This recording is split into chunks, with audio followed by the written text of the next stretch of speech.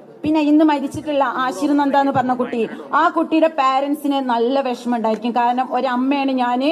9 മാസം ആ അമ്മ നൊന്ത് പ്രസവിച്ചിട്ടുള്ള ഒരു അമ്മയാണ് ആ അമ്മ. ആ കുട്ടിയുടെ എന്തൊക്കെ ആയി തീരണം എന്നുള്ളത് ആ പാരന്റ്സിന് ഉണ്ടായിരിക്കും ആഗ്രഹങ്ങൾ. അത് വെച്ചിട്ടാണ് ആ കുട്ടീനെ അവർ വളർത്തി വലുതാക്കിയിട്ടുള്ളത്. അത് ഈ ഒരു ഹരാസ്മെന്റിന്റെ പേരിൽ വന്നിട്ട് ഈ സ്കൂള്, അതായത് ഈ സെന്റ് ഡൊമിനിക് കോൺവെന്റ് സ്കൂൾ വന്നിട്ട് അത് നശിപ്പിക്കാൻ പാടുണ്ടായിരുന്നില്ല. അതേപോലെ തന്നെ 2 വർഷം മുമ്പ് ഉണ്ടായിരുന്നത് എൻ്റെ മോളുടെ ക്ലാസ്മേറ്റ് ആയിരുന്നു. അത് ഞാൻ നന്നായിട്ട് അനുഭവിച്ചതാണ്.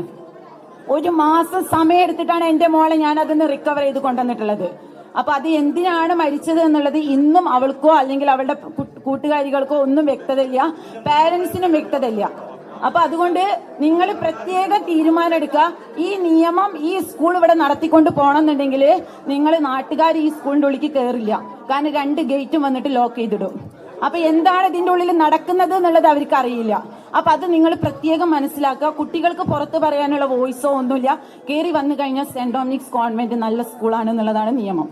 നല്ല പഠനം ഉണ്ട് എന്നുള്ളതാണ്. പക്ഷെ പഠനം വന്നിട്ട് ഈ ഒരു 2-3 വർഷക്കാലം പഠനം ഒന്നും ഈ സ്കൂളിൽ കുട്ടികൾക്ക് പറഞ്ഞിട്ടില്ല.